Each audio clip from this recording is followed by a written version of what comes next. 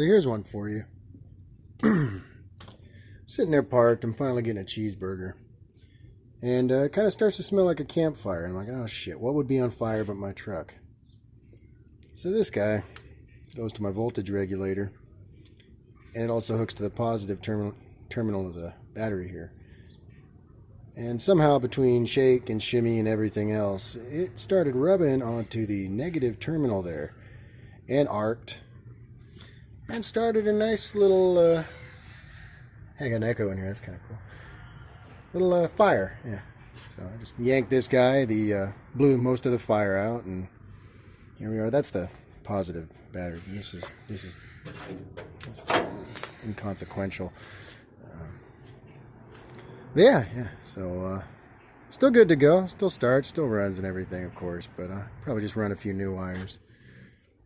So it goes to show you don't ever know. Watch each card you play. Play it slow.